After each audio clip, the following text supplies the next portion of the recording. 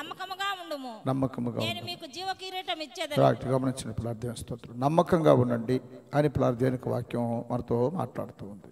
స్తోత్రం ప్లరా.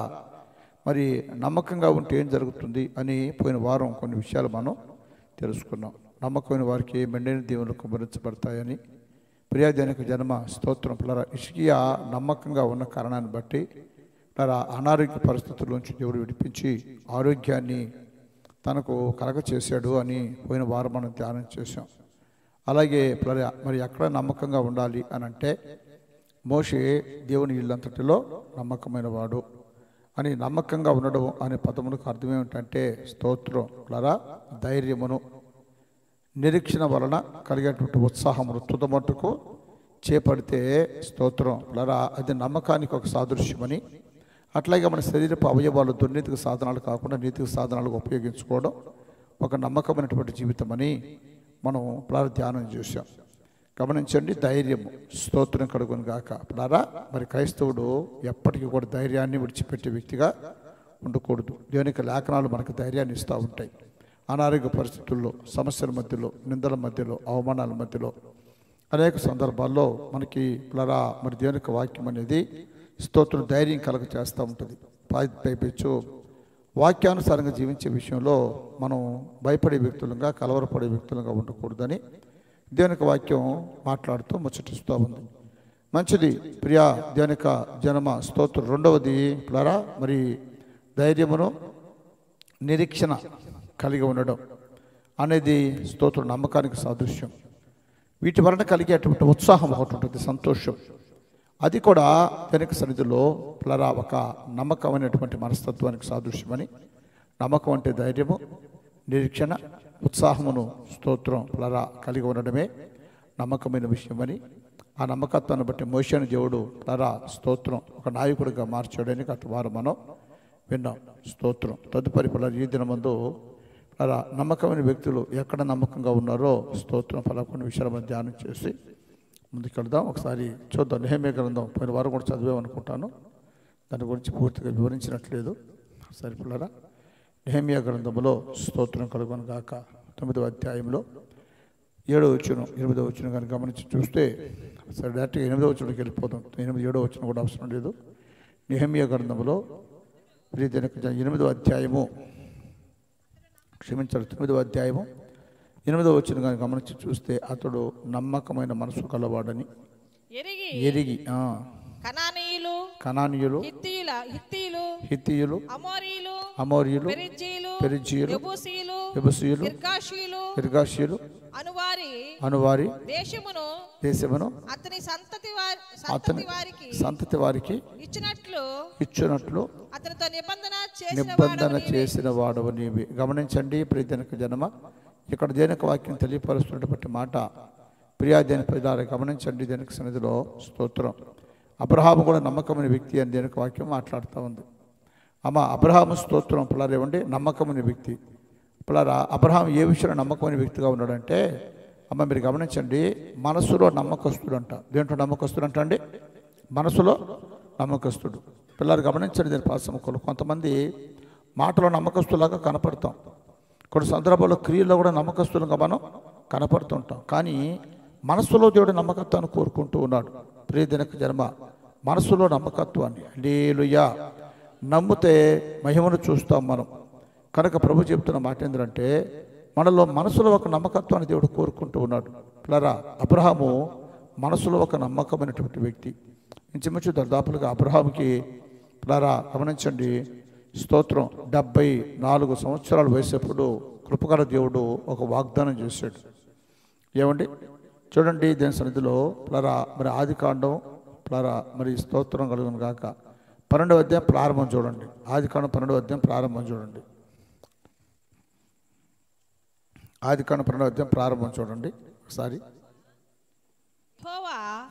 నీవు లేచి నీ దేశము నుండి నీ జనుల నీ బంధువుల యొద్ద నుండి నీ తండ్రి ఇంటి నుండి బయలుదేరి నేను నీకు చూపించి దేశమునకు వెళ్ళుము. నిన్ను గొప్ప జనముగా చేసి నిన్ను ఆశీర్వదించి నీ నామమును గొప్ప చేయుదును. దేవుని స్తోత్రం పిల్లరా. ఇదిగో నిన్ను ఆశీర్వదించి చాలా గమనించండి, నేను అభివృద్ధిపరిచి నీ నామమును గొప్ప చేస్తాను అని ఇక్కడ మాట్లాడాడు. మళ్ళీ 15వ అధ్యాయంలోకి వెళ్ళిపోదాం. 15వ అధ్యాయంలోకి వెళ్ళిపోయి ఇప్పుడు చూడండి, మళ్ళీ చదవండి 15వ అధ్యాయం మొదటి నుంచి. ఇది జరిగిన తరువాత యెహోవా వాక్యము అబ్రహామునకు ప్రత్యక్షమై అబ్రామా భయపడకము, నేను నీకు కేడమును. ఎవరిని జాగ్రత్తగా ఆలకించాలి.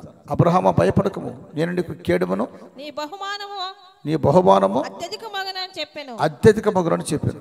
అందుకు అబ్రహాము ప్రభు అయినటువంటి యెహోవా నాకు ఏమి ఇచ్చిననేమి, సంతానం లేని వాడనే పోచున్నానే. దమస్కు ఎలియాజరే నా ఇంటికి ఆస్తికి కర్త యగును కదా. మరి అబ్రాము మరియు అబ్రామా ఇదిగో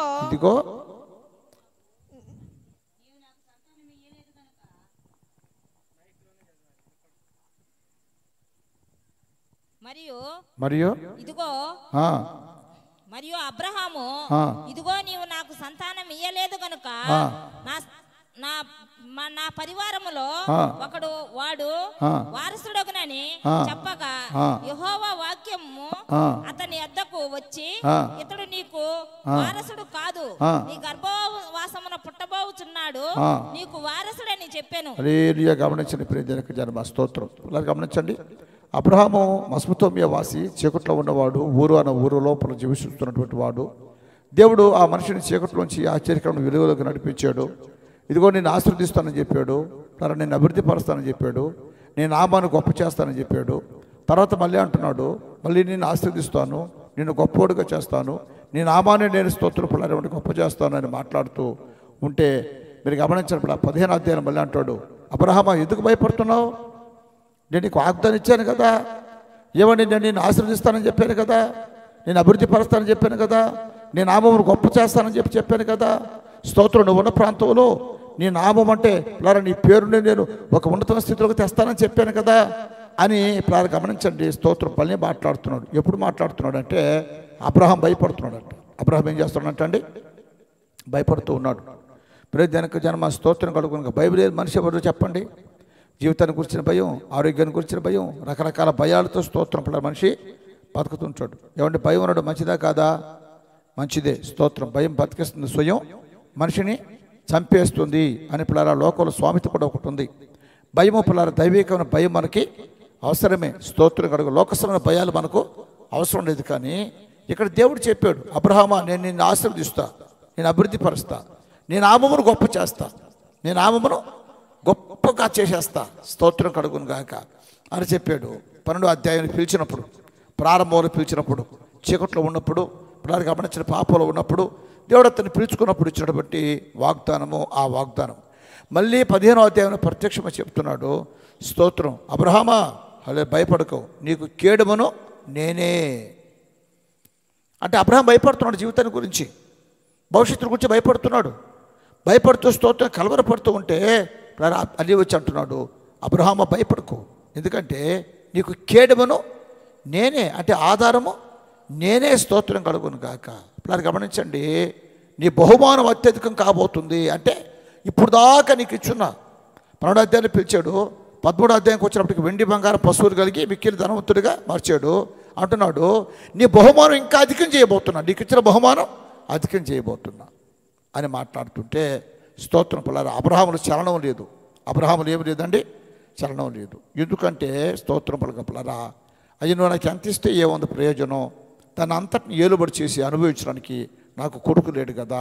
ఏమండి? స్తోత్రం కలుగును కాక అని బాధపడుతూ ఉన్నాడు. స్తోత్రం. ఏమండి అంటున్నాడు, నా ఎంట పూచినటువంటి యజమాతిగా దాసులైనటువంటి ఎలియాజరే ఈ ఆస్తి అంతటికి వారసుడు అయిపోతాడు కదా అని స్తోత్రం కలుగును కాక.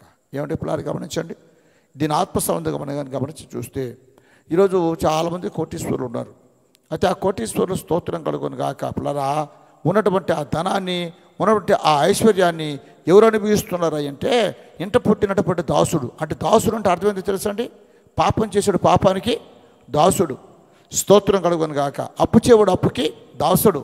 పిల్లలు గమనించండి, మరి వ్యసనపరుడు వ్యసనానికి దాసుడు అన్నట్టుగా ఈరోజు స్తోత్రం. గతకాలం కూడా మీకు చెప్పాను, సినిమా యాక్టరు, ఆమె పేరు సావిత్రి.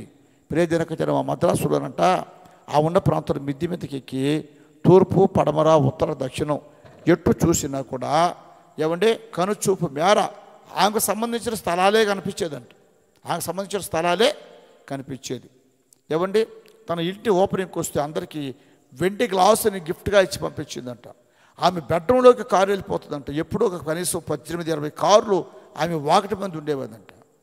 కొత్తగా షోరూంలో కనుక కారు రిలీజ్ అయిందంటే నేరుగా స్తోత్రం పిల్లల షోరూమ్ వాళ్ళు ఈ సావిత్రి దగ్గరకు వచ్చి ఎక్స్ప్లెయిన్ చేసి పిల్లలు ఆమె చేత కారు కొనిచ్చేవాళ్ళంట. ఇంచుమించు 18-20 కార్లు మెయింటెనెన్స్ చేస్తున్నటువంటి వ్యక్తి ఆమె. అప్పుడు స్విమ్మింగ్ పూల్ కట్టించుకుంటే స్విమ్మింగ్ పూలు పిల్లల స్విమ్మింగ్ పూల్లో సహజంగా ఏం చేస్తారంటే కింద మంచి కాస్ట్లీ టైల్స్ వేసుకొని పిల్లల చక్కగా వాటర్ స్టాక్ అవ్వడానికి లీక్ కాకుండా ఉండడానికి చూసుకొని మరి స్విమ్మింగ్ పూల్ని ఉపయోగించుకుంటారు. ఇప్పుడు ఆవేం చేస్తారంటే కట్టుకున్న స్విమ్మింగ్ పూల్కి వెండితో తాపడం పోపించుకున్నట్టు లోపల టైల్స్ కాదు వెండి తాపడం పోపించుకొని పిల్లలు ఏమండి అరేంజ్ చేసుకున్నటువంటి వ్యక్తి. హల్లెలూయా. ప్రార్థన షూటింగ్లో ఉన్న ప్రతిరోజు ఇంటి నుంచి క్యారేజ్ వచ్చేదంట. ఆ క్యారేజ్ ఆమె తింటూ 10 మందికి పెట్టి అంత వచ్చేదంట ప్రతిరోజు. ఏమంటే మీరు గమనించండి ప్రియజనకు జన్మ స్తోత్రం కలుగును గాక పిల్లరా. చివరికి పరిస్థితి ఎట్లాగైపోయిందంటే దయనీయంగా మారిపోయి అనారోగ్య పరిస్థితులు వచ్చినప్పుడు పట్టించుకునేటువంటి నాదుడు లేక ఆఖరాకి పిల్లలు గవర్నమెంట్ హాస్పిటల్లో స్తోత్రం బెడ్లు కూడా లేక ఏమండి ఆ మూలన ఆ పక్కన గోడ పక్కన పడేస్తే ఆ గోడ పక్కన పిల్లల నేల మీద కటిక నేల మీద పడుకోబెట్టి ట్రీట్మెంట్ చేస్తుంటే అక్కడే పడి చచ్చిపోయినట్టుగా స్తోత్రం కలుగును కాక పిల్లరా. ఏమండి మరి ఆమె గురించినటువంటి చరిత్ర స్తోత్రం పిల్లరా మనకి తెలియపరచబడుతుంది. ఆ స్థితిలో ఉన్నాం కదా, ఎందుకు స్థితికి దిగజారిపోయింది అని అంటే మీరు గమనించిన పిల్లరా. మరి ఆమెకు కొడుకు కూతురు వాళ్ళు కూడా స్తోత్రం కలుగును గాక పిల్లరా. ఏమండి ఈమె కొన్నటువంటి ఆస్తిని పిల్లరా అనుభవించే స్థితిగతుల మధ్యలో లేరు. ఏందయ్యా కారణం అంటే ప్రియజనక జనమ గమని సినిమా యాక్టర్లు కాదండి.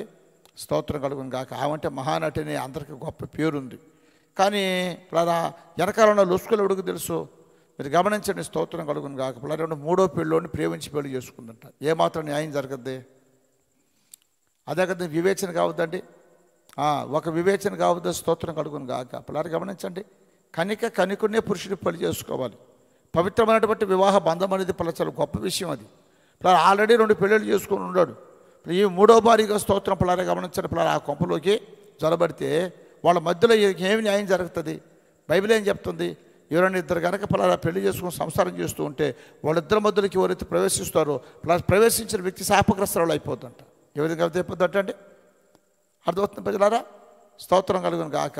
ఏమన్నా మీరు గమనించండి. ఆ జెమినీ గమనేష్ అన్నటువంటి స్తోత్రం లారా ఆ వ్యక్తి యొక్క లారా ఆ మాయ మాటల్లో పడి స్తోత్రం మొదటిది. తర్వాత వాడేం చేశాడంటే ఈమె చిన్నగా మధ్యాహ్నానికి అలవాటు చేశాడంట.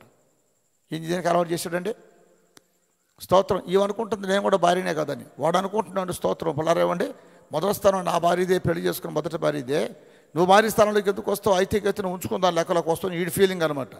అందుకని ఏం చేశాడు ఇలా వాడి పెద్ద భార్యకి మాత్రం అలవాటు చేయలేదు కానీ ముందు స్తోత్రం పిల్ల ఈ మనిషికి ముందు అలవాటు చేశాడు. పిల్లలు గమనించిన పిల్లరా ఈమె డ్రింకింగ్కి అలవాటు పడిపోయింది. ఇప్పుడు ఏం జరిగింది ఏమండి? ఈ ఆస్తి అంతటిని స్తోత్రం కలుగుని ఎవరు అనుభవిస్తున్నారంటే ఆమెలో ఉన్నటువంటి వ్యసనం ఏమంటే తాగుడుకు బానిసేది కదండి. స్తోత్రం తాగుడు అనుభవిస్తూ ఉంది ఆమెకు ఉన్నటువంటి పిల్లల ఆస్తి అంతా కూడా. అదే ఇక్కడ అంటున్నాడు, నువ్వు నాకు ఎంత ఇస్తే ఏమి, దీన్ని అంతా అనుభవించడం కోసం నాకు కొడుకు కుమారుడు లేడు కదా. అంతే కదండి. కుమారుడు అంటే జై జీవితానికి సాదృశ్యం. స్తోత్రం. డబ్బు లేని వ్యక్తికి ప్రియజనక జన్మ గమనించని పిల్లరా చాలామంది కోటీశ్వరులు ఉన్నారు. స్తోత్రం. వాళ్ళకి జయం లేదు. అందుకనే పేకాటకు డబ్బులు పెడతారు, సారాయికి డబ్బులు పెడతారు, తిరుగుళ్ళకు డబ్బులు పెడతారు. వాళ్ళ డబ్బంతా స్తోత్రం. ఏమండి ఎలియాజర్ అని పిలువబడుతున్న దాసుడు అంటే పిల్లల వ్యసనము పాపము దాన్ని అంతటినీ స్తోత్రం పిల్లలు దుర్వినియోగం చేసుకుంటూ వాళ్ళ జీవితాన్ని పతనం చేస్తూ ఉంది. మరి ఇక్కడ అబ్రహాంతో పిల్లలు గమనించండి. పిల్లలు ఆ దేవుడు అంటున్నాడు ఎందుకు భయపడుతున్నావు అన్నప్పుడు అబ్రహాం చెప్పక చెప్తున్నాడు దీన్ని అంతా పరిపాలన చేయడానికి నాకు కొడుకు లేడుగా. ఏమండి అంటే అబ్రహాం స్తోత్రం పిల్లరా అంటే వ్యసనపరుడేమో బహుశా. వెంటనే అప్పుడు అంటున్నాడు లేదు లేదు నీ ఆస్తి అంతటికి కర్త ఏమండి ఎలియాజరు కానే కాదు, నీ గర్భవాసమును పుట్టబోయేవాడు నీకు వారసుడు అవుతాడని దేవుడు అతనికి వాగ్దానం చేశాడు. వయసు ఎంత? రమారాం ఇంచుమించు 74 సంవత్సరాల వయసు. ఎప్పుడంటే అండి 74 సంవత్సరాల వయసు. దేవుడు అబ్రహాము చెప్పినట్టుగా దీవిస్తూనే ఉన్నాడు, ఆశీర్వదిస్తున్నాడు. అతని నామము అంటే అతని స్వభావాన్ని గొప్ప చేస్తున్నాడు. అతని పేరు చుట్టుపక్కల తెలిసిపోతుంది, అబ్రహాం అబ్రహాం అబ్రహాం అని. ఏమంటే ఎవరినైనా కలవడానికి పోతే రెండుసార్లు గౌరవంగా సత్కరించి స్తోత్రం అబ్రహాంని గౌరవంగా ఇంట్లోకి పిలుస్తూ ఉన్నారు. ప్రియతనక జనమ, మరి గమనించండి, రాజుగారు అని అబ్రహాం ఎవరైనా సంబోధిస్తే, మేం కాదండి రాజు, మాకంటే బలమైనటువంటి పెద్ద రాజు నువ్వే.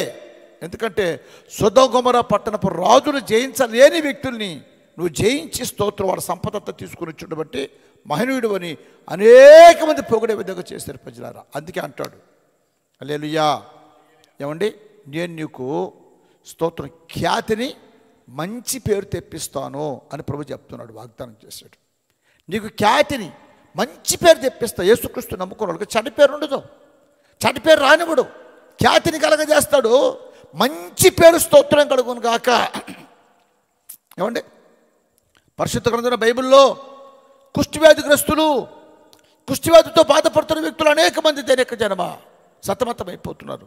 కుష్ఠవ్యాధిగ్రస్తులు నాకు అప్పట్లో ముందు లేదు కాబట్టి ఏమంటే రాళ్ళు తీసుకుని కొట్టి చంపేవాడు, ఊరు బయటకు తరివేసేవాడు, వాళ్ళు ఎవరిని ఊర్లోకి రానిచ్చేవాడు కాదు దేనిక జనమ. అదొక అపనంద వాళ్ళకి కుష్ఠవ్యాధిగ్రస్తులని. అప్పుడే ఎందుకు ఈ రోజుల్లో కూడా అంతే కదండి, అంతే కదా పిల్లారా. ఒక సంబంధం వచ్చింది మా ఊరికి, స్తోత్రం అమ్మాయిని చూశారు, అంతా ఓకే అనుకున్నారు, ఎవరు చేసుకోవాలనుకున్నారు. పోతుంటే వాళ్ళు ఆయన మెట్ల మీద కూర్చోమన్నాడు. ఏమంటే ఈడేమన్నా అటు పోయింది సరిపోయింది, స్తోత్రం కడుగును గాక. ఎక్కడికి పనికి పోండేది, ఊరు పోండేది చెప్పుడు సరిపోయింది. ఏమంటే వీడు కొంచెం వాదోడు, కొంచెం తలకా తెక్కోడు. వీడు మెట్ల మీద కూర్చోంటే పోతా వాడిని చూశారు. వీళ్ళు వాడిని చూసి ఈడెవరు అని అడిగారు. ఈడేనయ్యా పిల్లని కానీ తండ్రి అని చెప్పారు. ఏమంటే చూసి గమ్ముగా మెరిగిన అదే పోతా, ఎందుకంటే వాడు కాళ్ళకి చేతులకు కుష్ఠవ్యాధి ఉంది.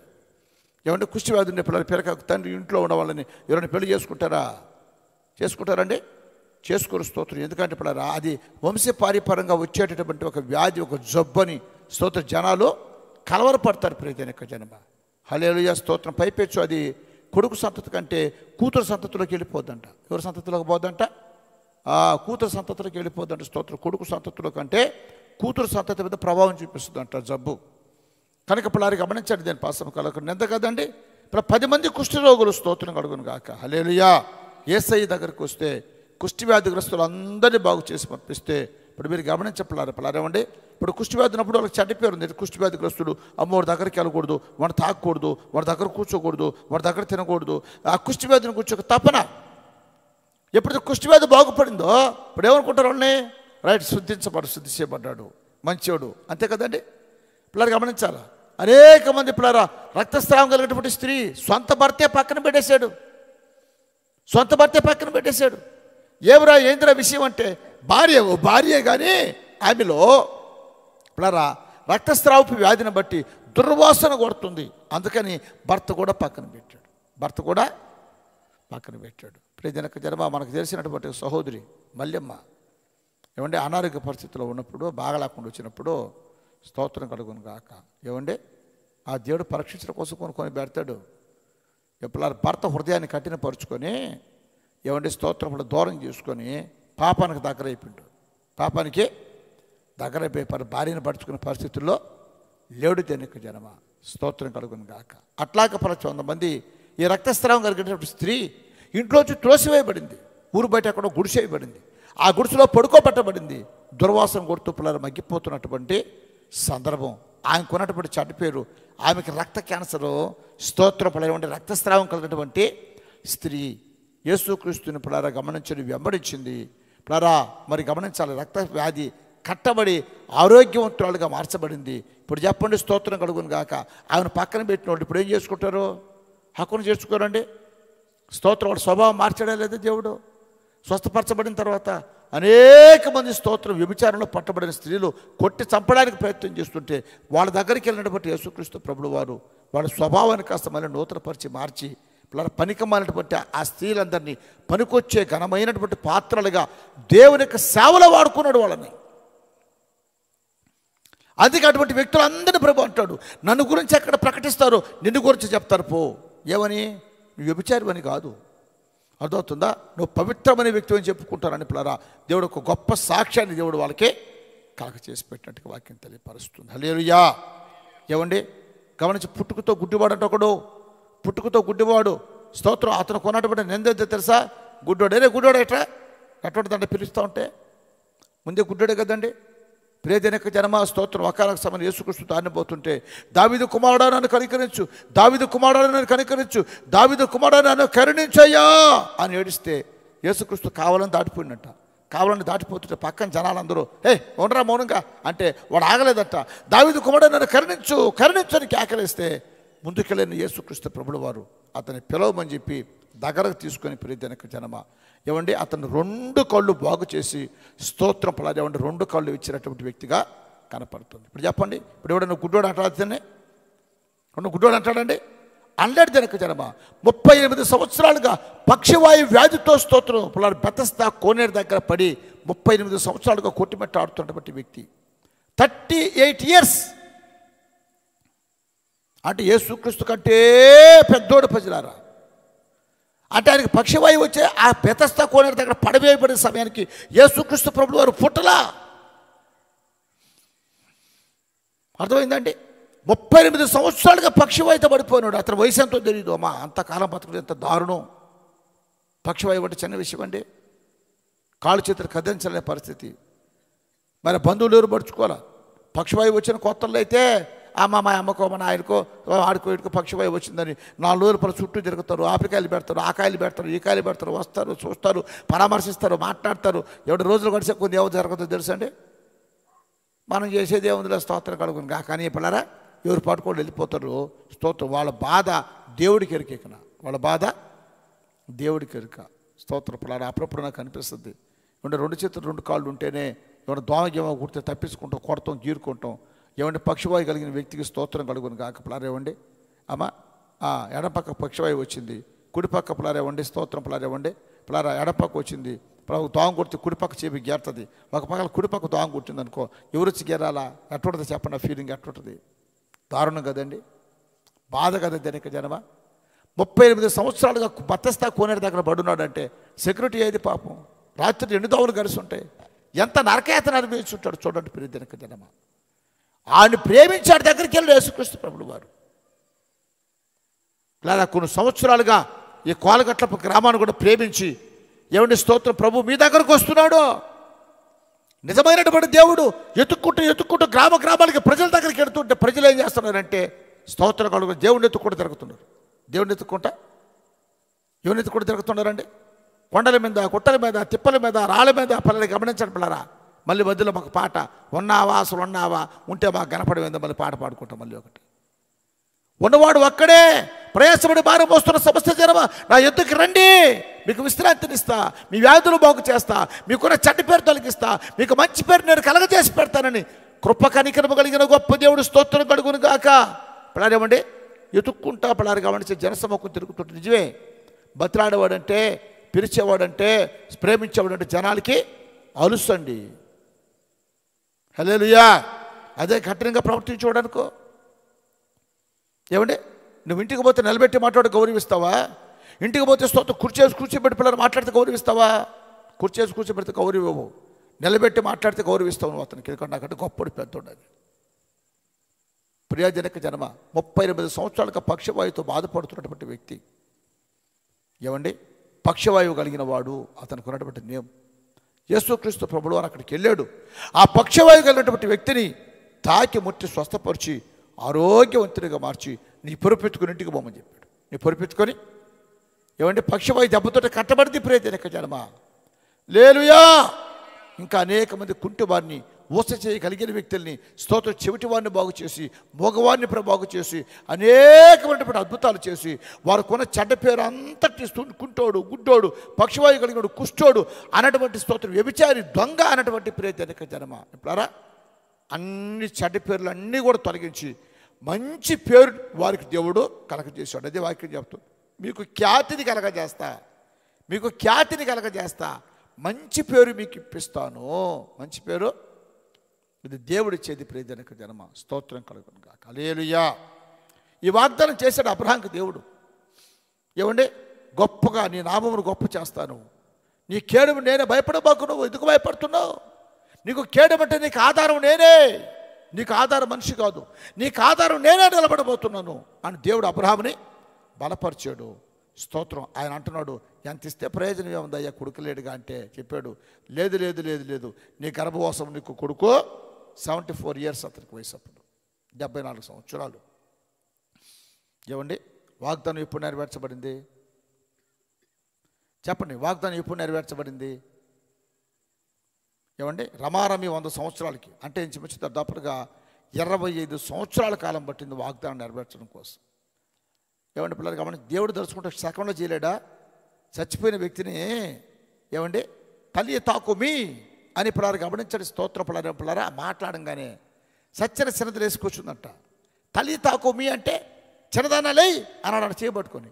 చచ్చిపోయింది ఆమె, అందరూ ఆడిస్తూ ఉండరు. పిల్లలు దెబ్బకు లేసి కూర్చున్నామే. కుష్టివేదన దెబ్బకు బాగు చేసినాడు, పక్షివైన దెబ్బకు బాగు చేసినాడు. సెకండ్ల మంది స్తోత్రం స్వస్థత కలిగినప్పుడు పిల్లలు గమనించాడు. పిల్లలు దేవుని సన్నిధిలో వెంటనే పిల్లవాడిని ఇవ్వలేడండి. 25 సంవత్సరాలు ఎందుకు పెట్టాడు? హల్లెలూయా అమ్మా స్తోత్రం. అన్నీ ఇస్తున్నాడు కానీ అసలైన దాన్ని మాత్రం ఆలస్యం చేస్తూ వస్తున్నాడు. ఎందుకంటే మనస్సును గమనిస్తూ ఉన్నాడు. అబ్రహాము నమ్మకమైనోడు కాదని. 20 సంవత్సరాలు అయిపోయింది సేవ. పాటించిండు, వాక్య ప్రత్యక్షతలు ఇచ్చిండు, సౌండ్ సిస్టమ్ ఇచ్చిండు, మైకులు ఇచ్చిండు, అలా ఈరు మానిటర్ ఇచ్చిండు. స్తోత్రం కలుగును గాక. ప్రేదీరక జలవా ఒక సేవకుడు నన్ను ఎగతాలు చేసాడు. ఈ పాస్టర్ కాడ కత్తి ఉంది కానీ కట్లు లేవే అన్నాడు. ఏముందంట? కత్తి ఉందంట కానీ కట్లు అంటే విశ్వాసులు లేరంట. వాక్యం అయితే ఉందంట, ఒప్పుకున్న దానికి వాక్యం ఉందంట కానీ విశ్వాసులు. అప్పుడు నేను అనుకున్నా, నా కాడ కత్తి ఉంది కాబట్టి కట్లు వచ్చినాయి, నీ కాడ కత్తి లేకుండా కట్లు ఎట్టు వచ్చినాయి? దొంగతనం చేసినా అంతే కదండి. కత్తి ఉంటేనే కట్లు వస్తే అది కరెక్టు. కత్తి లేకుండా కట్లు ఎట్టు వచ్చినాయి? మాయ మాటలు చెప్పి, దొంగ మాటలు చెప్పి, అబద్ధాలు చెప్పి, నేను ప్రార్థన చేసి మీకు అందరు కొడుకులో పుడతారు రండి చెప్పి అందరు కొడుకులో పుడతారు. పిల్లలు అడిగి వెళ్ళరా రేపా?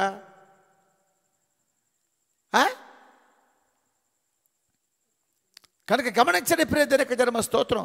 కత్తి ఉన్నట్టు కానీ ఒప్పుకోవడం మొత్తానికి కత్తిలు లేవంట. అన్నీ ఇచ్చాడు, ప్రత్యక్షతలు ఇచ్చాడు, దానికైతే ధైర్యంగా మాట్లాడి కృపణిచ్చాడు. కాస్త కోస్త పాట రాసి కృపణిచ్చాడు, చిన్న చిన్న కొన్ని పాటలు రాసుకుని కృపణిచ్చాడు, మంచి సౌండ్ సిస్టమ్ ఇచ్చాడు. ఏమంటే స్తోత్రం చక్కటి భజనాలు ఇస్తున్నాడు. ఏమంటే పిల్లలు గమనించాడు, పిల్లలు ఏమండి అనుకొని చేస్తున్నాడు. కానీ ఇప్పుడు నా తపన కూడా ఏంది తెలుసా? స్తోత్రం కలుగును కాక. అనుకున్నంతమంది విశ్వాసులు లేరు. ఇది నాకు ఒక పరీక్ష. అబ్రహాముకి 25 సంవత్సరాలు పెట్టాడు పరీక్ష, మోషేకి 40 సంవత్సరాలు పెట్టాడు పరీక్ష. ఎన్ని సంవత్సరాలు పెట్టాడండి? 40 సంవత్సరాలు. ఎంత పెద్ద పోరాటమో అంత పెద్ద విజయం పిల్లరా. మీరు గమనించి, ఎంత ఆలస్యమో అంత ఆశీర్వాదాన్ని ఖచ్చితంగా దేవుడు మనకి ఇచ్చి తీరుతుంది. ఎందుకంటే ఎంత ఆలస్యం అంత ఆశీర్వాదం, ఎంత ఆలస్యమో అంత బ్లెస్సింగ్. స్తోత్రం కలుగును కాక. హల్లెలూయా.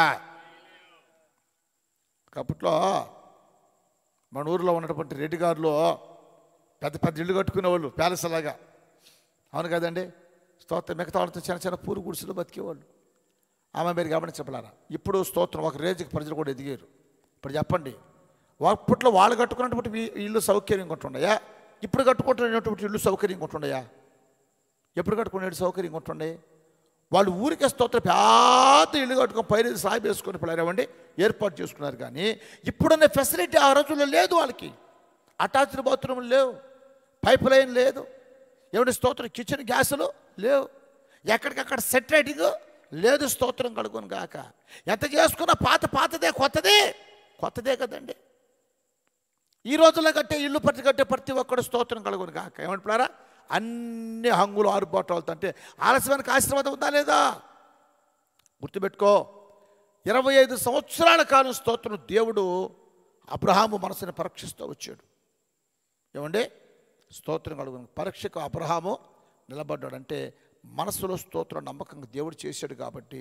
ఏమంటే అందుకన్నాడు, నిరీక్షణ లేని సమయంలో దేవుడు నిరీక్షణకు ఆధారమని నమ్మి వాగ్దానం చేసిన వాడు నమ్మకస్తుడని పిల్లరా ఎంచుకున్నాడు అని హెబ్రీ పత్రికలో అబ్రహాం గురించి రాయబడి ఉంటుంది. మీరు గమనించండి. ఇప్పుడు పలుకుతుంది దేవుని యొక్క మాట. భూమి గతించిపోద్దంట, ఆకాశం గతించిపోద్దంట, దేవుని యొక్క మాటలు గతించవు. దేవుని యొక్క మాటలు గతించు. కనుక ఇప్పుడు మనం ఏం చేయాలి? దేవుని యొక్క మాట ఏందో నమ్మిక ఉంచి మన మనసులో ఒక నమ్మకమైన వ్యక్తులుగా మనం ఉండాలి. దీని యొక్క జన్మ స్తోత్రం. అందుకన్నాడు అబ్రహాము నమ్మకమైనటువంటి మనసు కలిగిన వాడు, వయసు గతించిపోతున్న వాగ్దానం చేసిన దేవుడు నమ్మకస్తుడు అని దానికి జన్మ స్తోత్రం కలుగును గాక. ప్లరా అబ్రహాము సారాడు ఇద్దరు నిరీక్షించి ఓపిక పట్టారు. తదుపరి ఆశ్చర్యకరమైన రీతిలో స్తోత్రుడు దేవుడు వాగ్దానం చేసిన రీతిగా చక్కటి కుమారుడిని వాళ్ళకి ఇచ్చినట్టుగా దీనికి వాక్యం తెలియపరుస్తూ ఉంది. హల్లెలూయా. మొదటిది ఏమండి, 25 సంవత్సరాల తర్వాత లేక కొడుకుని ఇచ్చాడు కదా. ఏమండి, ఇంచుమించు దాపులుగా 13 సంవత్సరాలు ఇంట్లో పెరగనిచ్చాడండి కొడుకుని. 13 సంవత్సరాల దాకా స్తోత్రం కొడుకుని పెంచుకుంటూ వస్తున్నప్పుడు లేక పుట్టి కొడుకు ఎంత మమకారం ఉంటుంది, ఎంత మమకారం ఉంటుంది. ఆ తర్వాత ఏం చేశాడు తెలుసా అండి? స్తోత్రం పిల్లరా గమనించండి. అబ్రహాముతో దేవుడు చెప్పాడంట, అబ్రహామా నువ్వు ప్రేమించి ఏమండి నీకున్నటువంటి ఒక్కగానొక్క కొడుకుని స్తోత్రం కలుగును గాక మోరియా దేశానికి తీసుకెళ్ళి మోరియా దేశంలో నేను స్తోత్రం చూపించే ఒక పర్వతంలో నీ కొడుకుని బలిగా అర్పించు. స్తోత్రం. ఏమండి, అబ్రహాముని పిలిచాడు, అబ్రహామా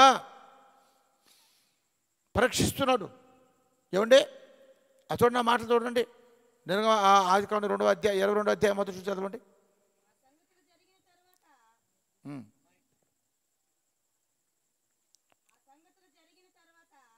ఆదికాండము అదే 22 మొదటి నుంచి. ఆ సంగతులు అయిపోయిన తర్వాత దేవుడు అబ్రహామును పరిశోధించెను. ఏమండో అర్థం. ఆ సంగతులు అయిపోయిన తర్వాత ఏ సంగతులు అయిపోయిన తర్వాత అమ్మా రక్షణ పొందడం, మారుమనసు పొందడం, బాప్తిజం పొందడం, పరిశుద్ధత అభిషేకం పొందడం, ఆత్మ సంబంధంగా బలపడడం, ఏమంటే యేసుక్రీస్తుతో హత్తుకుపోవడం, ఇవన్నీ జరిగిన తర్వాత కూడా పరీక్షలు ఉంటాయి.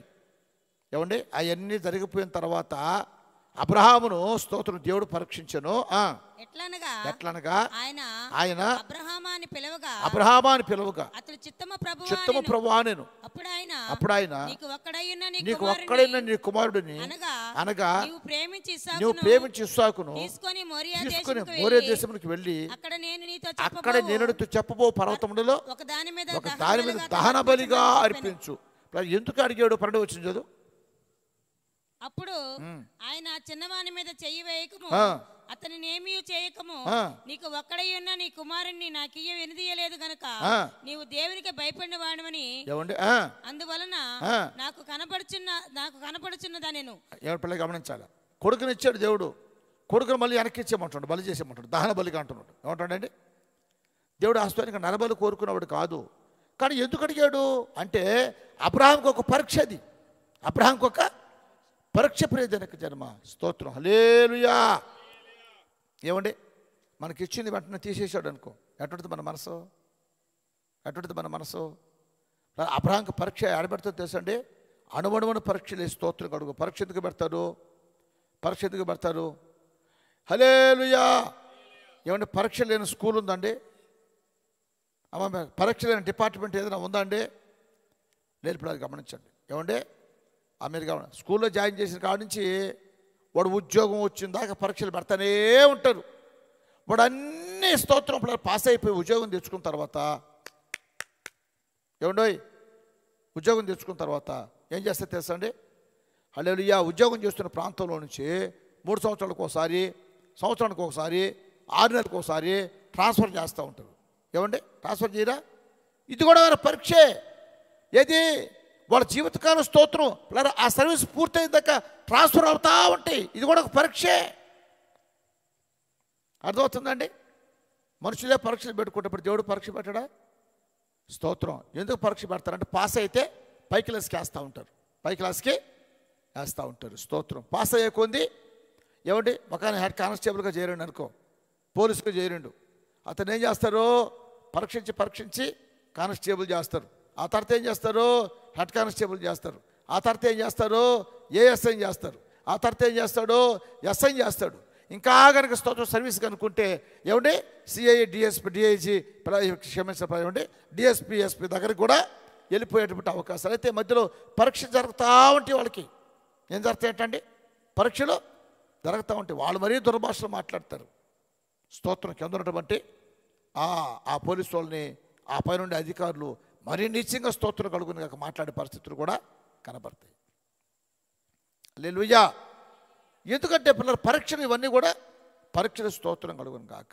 పిల్లలు అందుకే అన్నాడు, ఇందువలన నువ్వు నాకు భయపడుతున్నావు లేదో చూడాలని పరీక్షలో స్తోత్రం భాగంగా అబ్రహాముతో దేవుడు చెప్తున్నాడు, నీవు ప్రేమించే నీ ఒక్కగానొక్క కొడుకు ఇస్సాకుని ఏమండి దహన బలిగా అర్పించమని చెప్పాడు. చూద్దాం ఏం చేస్తారు అబ్రహాముని. ఏమండి 13 సంవత్సరాలు స్తోత్రం పెంచుకున్నప్పుడు ఎంత మమకారం పెరుగుంటుంది. అబ్రహాము ప్రియజనక జన్మ ఏమాత్రం సంకోచించకుండా బయలుదేరాడు. ఏం చేశాడంటే కొడుకుని తీసుకొని కట్టెలు పిల్లలు మూట కట్టి గాడిద మీద పెట్టి పిల్లల పనివారిని తీసుకొని స్తోత్రం కొడుకుని తీసుకొని బయలుదేరాడు. ఏమండి ఎంత దూరం పోయాడు? 3 దినాల ప్రయాణం అంట. ఎన్ని దినాల ప్రయాణం అంట? ఏమంటే 3 దినాల ప్రయాణం ఎందుకు పెట్టాడు? అమ్మా స్తోత్రం వాళ్ళ ఊరిలోనే ఆయన ప్రాంతంలోనే పిల్లలు గమనించండి. పిల్లలు ఏమండి ఏదో ఒక కొండ మీదో గుట్ట మీదో స్తోత్రం ఫలించామని చెప్తే దెబ్బకి అయిపోద్ది కదా. మరి 3 దినాలు ఎందుకు ఛాన్స్ ఇచ్చాడు మళ్ళీ అని అంటే, ఈ 3 దినాల్లో మనసు ఏమైనా మారుతుందేమో చూద్దాం, మనసు ఏమైనా మార్చుకొని వెనకం చేస్తాడేమో చూద్దామని. హల్లెలూయా. పిలిచిన దేవుడు, వాగ్దానం చేసిన దేవుడు మనకి ఎందుకు కొన్ని ఆలస్యం చేస్తుంటాడంటే, అది మనకు ఒక పరీక్షా కాలం, అది మనకు ఒక పరీక్షా కాలం. ప్రియజనక జనమ హల్లెలూయా. స్తోత్రం కలుగును గాక. నేను సేవకు వచ్చిన కొత్తల్లో ఏమైనా మందిరం కట్టబడతా ఉంది. కొన్ని పరిస్థితులు బట్టి మందిరం అట్ట ఆగింది. ఆగిన తర్వాత పిల్లల ప్రార్థన చేస్తూ వస్తుండో మార్గం సరళం అవుతుంది. ఈ లోపల ఆదివారం చర్చి పోవాలి కదండి, సంఘంకి వచ్చాం. సంఘంకి వచ్చి ఆ యోనాతానన్న ఆ సొలొమోను ఇంటికి వెళ్ళాం. అర్థం మేము కూడా సేవకు వచ్చేసామమ్మా, మా ఊర్లో మందిరం కడుతున్నాం అంటే వాళ్ళేమో ముందు సంతోషించి ఎట్టన సేవకు వచ్చేస్తున్నావు కదా, రేపు ఆదివారం మా చర్చిలో వాక్యం చెప్పమంటే పిల్లలు నేను ఒక 3 రోజులు ఉపవాస దీక్ష పాటించి శుక్రవారం శనివారం ఆదివారం ఉపవాసం ఉండి వాక్యం చెప్దామని ఉపవాసం స్టార్ట్ చేసి పిల్లరా ప్రార్థన చేసుకుంటా, వాక్యం చదువుకుంటా, ధ్యానం చేస్తా, ఏం చెప్పాలని పిల్లలు మరి బాగా మొట్టమొదటిసారి కదండి పోరాటం, మామూలు పోరాటం కాదు పిల్లరా. ఈ పోరాటంలో ఉన్నప్పుడు స్తోత్రం రేపు ఆదివారం కదా, ఈరోజు శనివారం పరిచర్య చేస్తూ ఉండే, నీళ్లు మోస్తూ ఉండే, బిందె తీసుకొని నీళ్లు మోస్తూ ఉండే, కుళాయి దగ్గర నుంచి పిల్లవారి చర్చి దగ్గరికి నీళ్లు మోస్తూ ఉండ. ఈ లోపల ఫోన్ వచ్చింది మా అక్క. స్తోత్రం ఏమని తెలుసా, మీ నాయన చచ్చిపోయేటట్టున్నాడు, గిలగిల కొట్టేసుకుంటా మంచం మీద పడి నువ్వు తొందరగా ఎలరాడి. నేనేం చేయాలి చెప్పండి? నేనేం చేయాలా? స్తోత్రం నాకంటే మీద చేయబట్టి వెనక్కి తిరిగి చూస్తే రేపు నేను వాక్యం చెప్పాలి. ఇది నాకు ఒక పరీక్ష. స్తోత్రం అంటే వీడు నిలబడ్డా సాకు ఉపయోగపడతాడా? నాకు ఒక గడ్డు పరీక్ష, మామూలు పరీక్ష కాదు. గిజ కొట్టేసుకోవడం మంచం మీద పడిపోయి చచ్చిపోయేటట్టు కడకడ ఒరిగిపోతున్నాడు. ప్రియజనక జన్మ స్తోత్రం పిల్లరా పరీక్ష అయిపోయింది. మనసులో బాగా పోరాటం అయిపోయింది, డాన్స్ బాగా పోరాటం. వాక్యం చెప్తుంది నాకట మీద చేయబట్టి వెనక్కి తిరిగి చూస్తే దేవునికి పాత్రుడు కాదు. వృత్తులను పాతి పెట్టుకుంటారు, ఖచ్చితంగా నువ్వు నడిచి వెంబడించాల్సిందే అని యేసుక్రీస్తు తన సాగు పిలిచాడు గుర్తు చెప్పినట్టుగా పలానా ఒక భయంకరమైన పోరాట పరీక్ష. అయితే నేనేం చేసింది తెలుసా? స్తోత్రం ప్రభా నేను పోయి చేసేది ఏమి లేదు, ఎందుకంటే హల్లెలూయా స్వస్థపరచువాడువో నీవే, గాయపరచువాడువో నీవే, నేను పోయి చేసేది ఉన్నాడా? అందుకని ఆడగబోయి చేసిన ప్రార్థనే, ఎడున్న చేసిన ప్రార్థనే. కనుక ఎక్కడే నిలబడి నీ వాక్కు కోసం నిలబడి ప్రార్థన చేస్తానని ప్రభాని చిత్తమైతే బాగు చేయి, స్తోత్రం కలుగును గాక. ఈ శోధనలో వచ్చి నన్ను విడిపించబడి ప్రార్థన చేస్తే పర్లేదు. ఏమండే మీరు గమనించండి, ఇప్పుడు చచ్చిపోవాలి, ఇప్పటికే బతికే ఉన్నాడు, అప్పుడే చచ్చిపోతారని చెప్పింది మా అక్క.